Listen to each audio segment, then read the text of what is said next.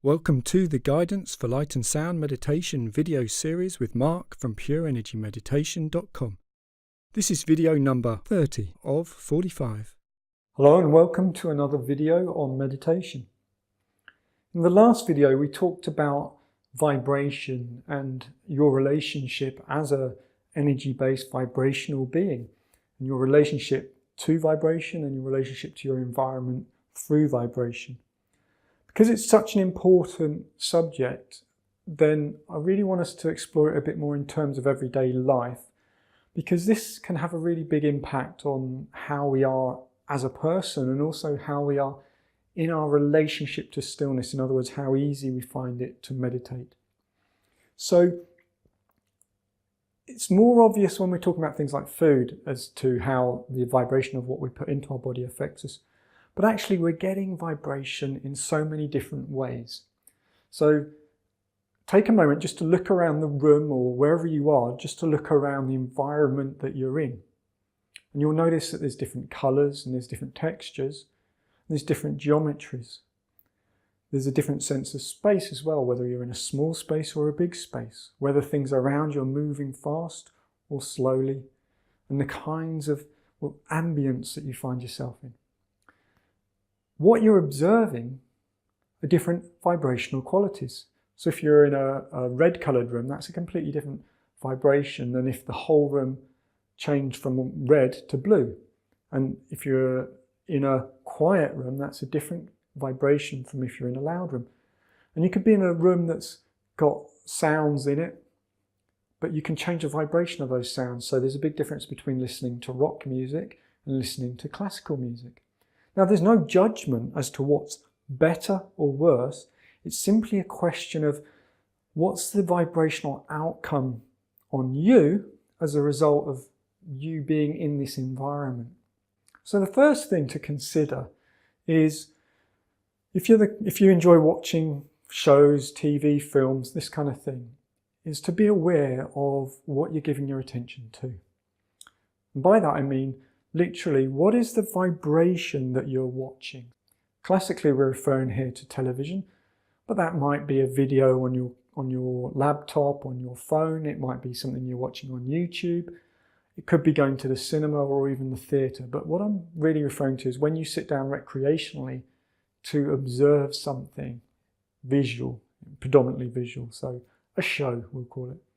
So what is the vibrational outcome of that? Because as an example, you can be watching the news and you're bombarded with pictures of people suffering in a foreign land as a result of a disaster or a war, or listening to politicians talking about social problems. And the news tends to be quite negative in vibration. Now, even though you know intellectually you're detached from that, so it's not happening to you, it's happening to someone else, it may be that your mind is going, well, it impacts on you. So for example, if it's happening in your neighbourhood or in your country, you'll feel more affinity with that information than if for example, it's happening on the other side of the world. And that's human nature and that's okay. But whether it is on the other side of the world or on the next street to you, what you're observing has a vibration. And that vibration is affecting you, even if on an intellectual level you're maintaining a sense of separation from it. On an emotional level, you're seeing pictures of people suffering, or you're hearing stories and you're empathizing, and emotionally it's changing your vibration. Becoming more aware of the vibrational impact of what you're observing is really, really important. And I'll give you another very good example. People go to the cinema to watch a film, and there's different genres. And again, there's no judgment. I just want people to begin to really appreciate what they're doing from a vibrational point of view. So a really popular genre of film, which personally I don't enjoy, is horror films, slasher films, anything that's kind of, makes people jump, makes people scared. And some of them, to be frank, are very borderline grotesque. I mean, in the old days with Hitchcock, it was much more about the suspense of horror, and then the shock itself was more the suspense. Nowadays, there's a lot more gore in films. And my own personal bias and preferences aside, if we just take it on face value, because that's what we observe, we're seeing a lot of trauma in film. So when people go to watch a horror film, it's not just the suspense that they're getting, they're visually bombarding themselves with images that are very negative in vibration. Now again, intellectually, we can sit at the cinema and go, it's just a film, you know, I know there's a camera guy there and lights and the actors all went home and no one really got hurt. But emotionally, we're really mopping this stuff up. And if we weren't, then we wouldn't be going to the cinema, because people go for the emotional experience. You know, there is an intellectual side, but the experience of the spectacle of media is how it makes us feel. So people, for some reason, like to be scared. And that's partly because being scared can stimulate, you know, that adrenaline rush that's very much the base chakra. So no matter how people intellectually rationalize it and go, you know what, it's just a film, I know it's not real. While they're in the cinema watching these horror films, they're experiencing horror. And that's a very low negative vibration. So it takes them in that direction, because as you remember from the previous video, we are the sum of the vibrational outcome of what we're experiencing. So to be immersed in an environment like the cinema where the lights go down, the sound's very loud, and to watch horror, irrespective of the intellectual kind of justification that happens, the experience during that time is real. So if you're experiencing fear, the fear is real. If you're experiencing suspense and anticipation and anxiety as a result of what you're watching, then those emotions are real, because your emotional body just reacts. It doesn't have intellectual reasoning. So fear is fear, whether or not it's based on something that's false, like in a movie, which is just for drama, or whether it's based on something real, like something that's actually in your life. There's no difference from a vibrational point of view between what you see on the screen and it triggers in you, and what you see in real life and it triggers in you. So when people go to the cinema, most of the time they're not thinking about it in terms of the vibrational outcome. They're thinking about it very short term in terms of the emotional roller coaster ride.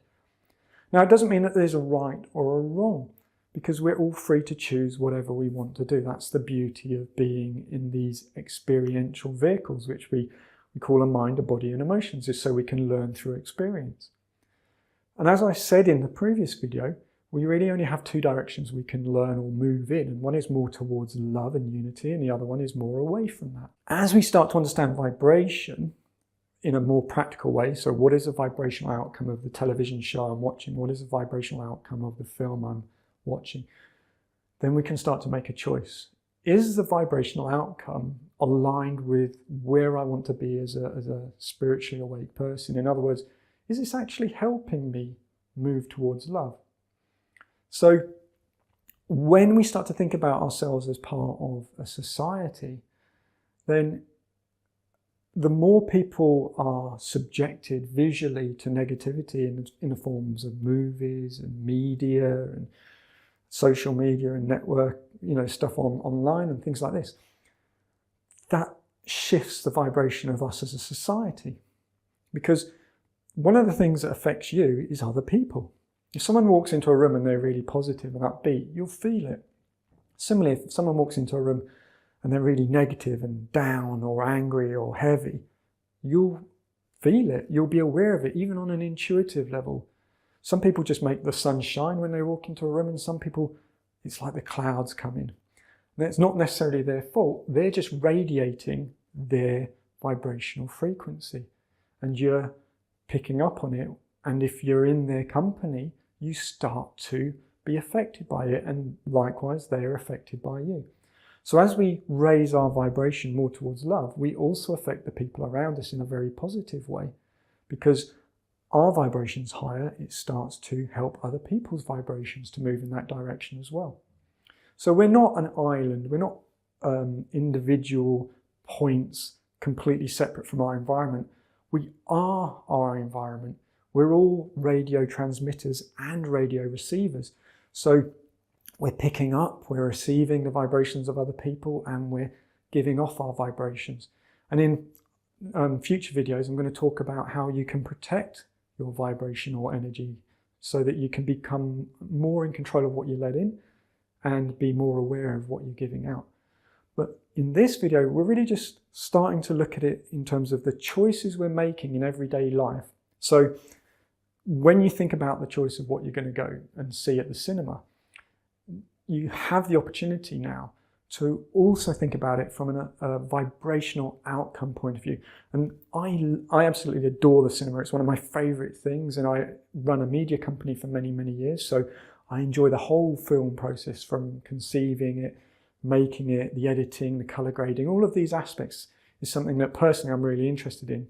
I still love it, and I'm still emotionally affected by it. It doesn't matter how high your consciousness is, how spiritually aware and awake and experienced you are. When you put yourself in an environment and you give that environment your attention, that becomes the dominant factor in your vibration at that time. So you can be enlightened and know that you're one thing everywhere and know that you are love, but your personality sitting in the cinema watching a film is where you're putting your awareness, and therefore it's where you're giving your attention. And in those moments, you're giving your attention to the vibration of that film. Is it a good film in the sense that it's raising your vibration? Or is it a film that is taking you more into negativity in the form of things like horror and gore and all of these things? There's no right or wrong, because we're free within duality to explore duality. But it's simply a question of which direction do you want to be heading in? Now, obviously, I've talked a lot about how things like film and TV and videos affect us. But I want to just stress that this also relates directly to anything that we give our attention towards. And so in everyday life, there's also things like music. Now, I grew up loving rock and metal music, and I still have a love of this type of music. But I've started to realize over the years I've been a meditator that music is vibration, and it takes you in a direction. And again, it's no right or wrong. It's simply a question of becoming aware in yourself of the effects of what you're giving your attention to. So now I still love the genres I loved before, but I try and find examples within those genres of music that's uplifting. And there's a lot of really what I call positive rock that celebrates light rather than rock that celebrates the other direction. So there's no right or wrong there. It's not about having a list of songs and going, these are good songs, these are bad songs, stay away from them, listen to these. No, what it is about being really awake and present in the moment and asking yourself the question, what is the vibrational outcome of this music? And you'll find that the more you listen to that, which is the more you sit in stillness in the moment, then you'll be able to make not educated decisions, but evidence-based decisions. Decisions based on noticing the effect of what you're giving your attention to at the time. And so my music tastes have shifted, but I'm much more conscious in my music tastes than I was in the past, because I'm selectively in almost like I use the phrase jokingly, but like a vibrational snob. I only want to give my attention to things that help raise my vibration and support a really positive vibration. Now, that's not snobbery. To me, that's just spiritual intelligence. It's knowing the effect of vibration and making a conscious choice to choose vibrations in my environment that support my spiritual journey and support my spiritual awareness. So as well as music, things like magazines and books. Because you put a lot of mental energy into, especially when you're reading a book and there's no pictures, you create the world that's described in the book. So this is really an invitation. It's not instruction. There is no list of what's right or wrong. It's about becoming more awake to the vibrational outcomes of the choices that we make. And to use a metaphor, when we sit and meditate, we're giving our attention to one thing, and what we give our attention to, we get more of, and we become that vibration. So we'll sit in meditation and we'll allow love to flow into us, and then we'll maybe use the breathing to go stiller, and then we'll just sit in that stillness, which is love, and we'll become more aware of stillness, and we'll become more centered and at peace. That process of giving our attention starts with literally, what are we observing, or what are we choosing to put our attention on?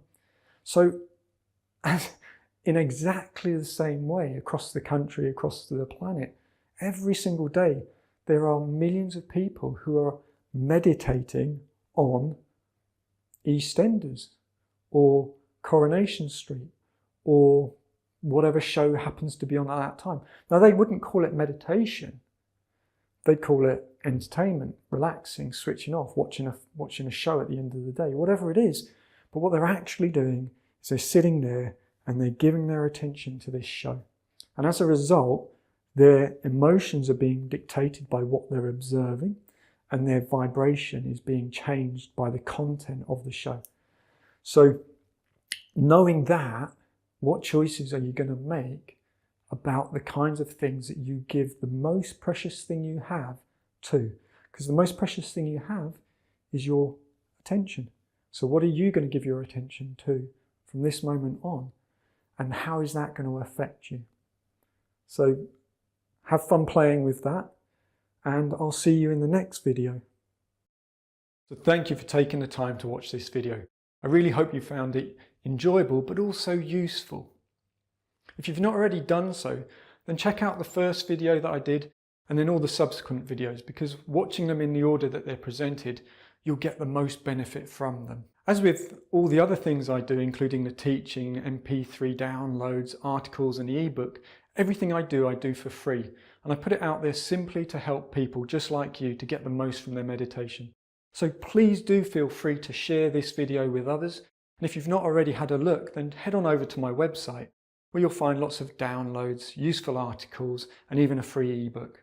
And most importantly, enjoy meditating and putting into practice these different techniques and things that we're learning. Thank you again for taking the time, and I look forward to seeing you in the next video.